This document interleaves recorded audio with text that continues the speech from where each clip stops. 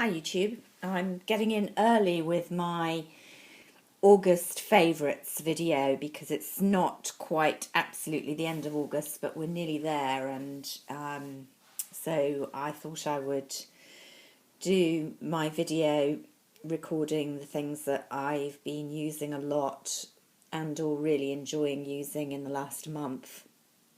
And it's a slightly odd month because I really struggled to identify particular favourites for makeup. I've been enjoying using a ton of different items, but there haven't been that many products that I've worn day in, day out that I could really say have been real favourites in the way, for example, last month, partly because I was on holiday with a set amount of things. I used the same things again and again, and it was really clear to me those products that had been my favourite products that month. This month I've been trying to use up some products that I've had for a long time, but equally I've been alternating with new purchases and, just ringing the changes really. So it was quite hard to work out clear favourites. There are three things that I've definitely been using a lot. One of them I've shown before, and it's the Guerlain Terra Aura. I do use the Chanel Tender Soleil bronzer a lot year round, and just this last month though I have been turning to this bronzer, which is really, I have a Burberry one as well, but the Burberry one and my Tender Soleil are really the only bronzers that I have or had up until buying Les Beige the other day, but I'll get into that in another video. So I don't use powder bronzers a lot. I use Tender Soleil most of the time. I find most bronzers are too orangey for me, for my complexion, or too muddy looking. They just don't look right. This one by Terra Aura's range in Guerlain works very well. It's a very muted bronze, although it looks quite dark in the pan. You really have to press very hard to get a muddy payoff. You just get a really nice milky tan. And I like having this gold bit in the middle that you can swirl round to lighten up the bronzer even more. Or if I've got this in my handbag, I can use the gold as a highlight or around my eye as a touch-up in the day. So I really have enjoyed using this, and it's just been nice this last month. And it's just the most gorgeous compact. It's a kind of wood, but it's magnetic, so it does hold to really, really well. And as I say, I've been travelling around with this a lot, and it's not looking at all scuzzy or battered. It's really substantial. The downside is it's quite heavy, compact, but it's wearing really well.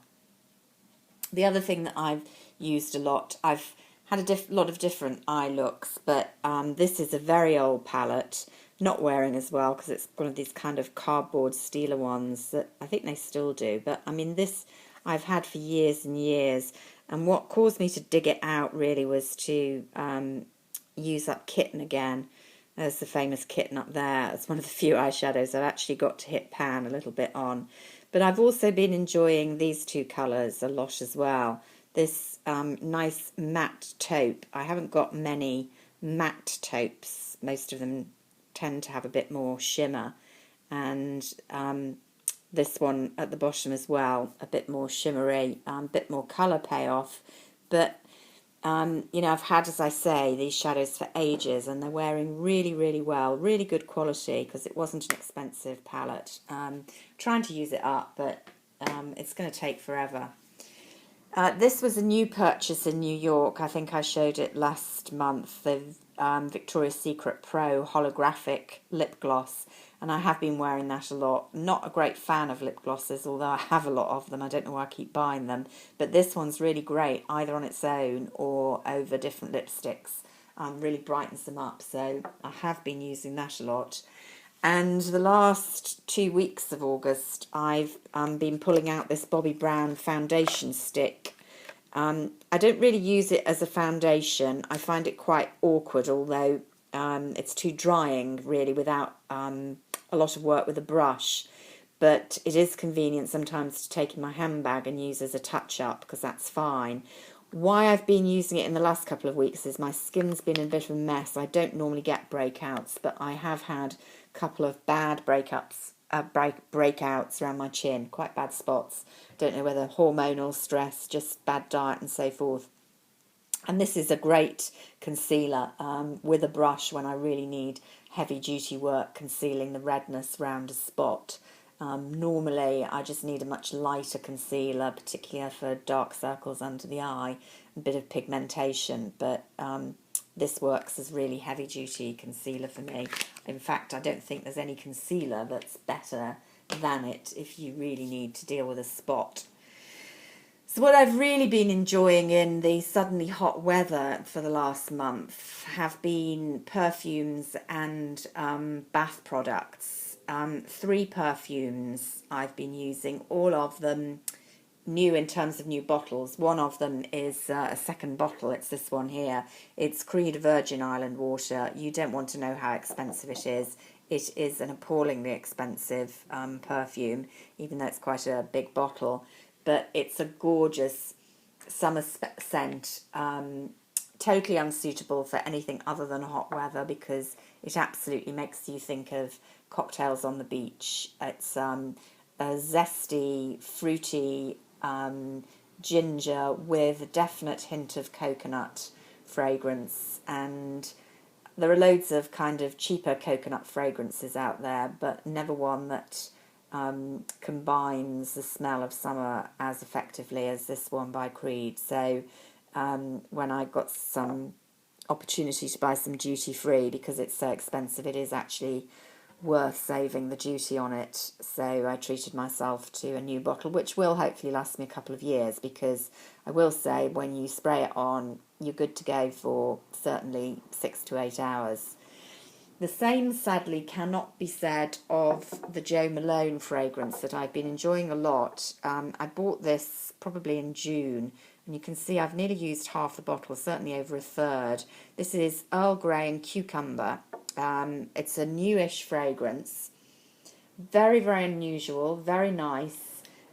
Quite a heady cologne with a definite tea bitterness to it, which is very refreshing. I really, really like the fragrance. It's an excellent summer fragrance for me. What I don't like is its staying power, because although the sillage is good, in other words, you can smell it very strongly on your skin and around you when you spray it, it doesn't last at all. You need to repeatedly spray during the day. Now, the good thing is the small bottles are quite transportable in the handbag. The bad thing is, although, you know, it's not cheap, it's £38 for one fluid ounce, it's 30 millilitres. It's not, you know, really high range, certainly not in the Creed or the one I'm about to show you range. But nevertheless, although it's cheaper, it works out as less good value if you're having to spray it 4, 5, 6 times a day to achieve any longevity of the fragrance. And what's interesting to me is this is a fairly recent problem with Jo Malone. I've bought Jo Malone colognes for years now, since the 90s when they first became popular with lime, basil and mandarin, the famous cologne from the shop then in Sloane Street, still owned by Jo Malone. Now, of course, she sold out to Estée Lauder quite a long time ago, but I have noticed in recent years the quality, I'm guessing, of the ingredients in the products are nothing like what they were in the real Jo Malone's days, and it's very much reflected in the fact that these are more like toilet waters, really, drugstore toilet waters in their quality and lasting. What they still do achieve are really interesting fragrances. I bought a red currant and cream limited edition earlier this summer, and again, I used about half of the bottle within 3 weeks, a ridiculous rate, and in fact then I gave the rest of it away. But previously, a bottle of mandarin lime basil or grapefruit was a great favourite of mine, would last a couple of years.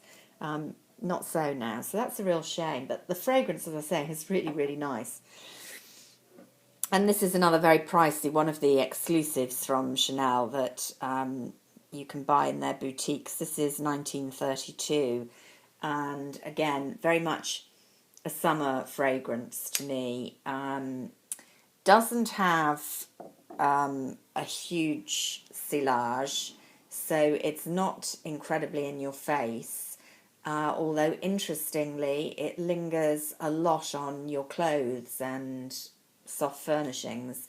When I open my wardrobe now, I get a blast of 1932 in a way I don't get from any of my other perfumes, except perhaps Tom Ford's Black Orchid, which does the same thing. It has an incredible silage on skin as well as clothes. So, but this is a really elegant summer fragrance. I like it a lot. Fortunately, I like some cheaper things as well. I've been enjoying a lot of products from the Body Shop. I think they are enjoying a renaissance at the moment. They've brought back some old favourites that I remember when I was growing up, teenager. Banana shampoo and conditioner. They brought back the shampoo, which was around in the 80s, certainly. I used to use it, maybe even earlier. I can't remember when the Body Shop actually started. 80s, I think. And then they discontinued it, and the shampoo I found purely by accident had come back probably about 18 months, 2 years ago, and now the conditioner's back as well. And I'm not a great fan of eating bananas, but I do love the fragrance in this shampoo. It's a really true to life banana. You almost could eat it, which wouldn't be a good idea. And this is a nice shampoo and a nice conditioner. You know, they work well and they're very reasonably priced. So I very much advise you to check them out if you like bananas. If you like grapefruit, this is one of my favourite shower products, pink grapefruit. Talked about it before, nearly used up that shower gel, and I've used up the body butter. They'll be in my used up video. This was a new one for me, American Hawaiian organic make called Alba Botanica. And this is their exfoliating body wash. And what I like about this, as well as the very gentle scent, it's meant to be papaya mango. To me, it doesn't really smell very strongly of either of those. It's slightly more vanilla-y, fruity, but not very in your face. Very pleasant fragrance. But what I really like is the consistency. Some body scrubs are really rough with big particles in. This one almost has what's more like salt or very fine grains. So it doesn't irritate the skin, just exfoliates. It's quite difficult to get hold of in the UK, although I found it on Bath and Unwind and other specialist sites. And it's very cheap in the States. It's reasonable here, but you know, because of the importing, I guess, it's not super cheap. And then finally, a Tocca hand cream, Stella, which is meant to be blood orange. Again, once you read it's orange, you can kind of smell, but it's not a kind of true-to-life citrus orange. It's more concept orange, but a really beautiful hand cream. My only gripe is it doesn't have an SPF, so it's not really suitable for wearing in the day when your hands need SPF as much as your face and the rest of you. But it is a beautiful hand cream to wear at night, so I have been enjoying that in the bathroom last thing at night. So that's August, a very fragrant month. Looking forward to September. See you soon. Bye.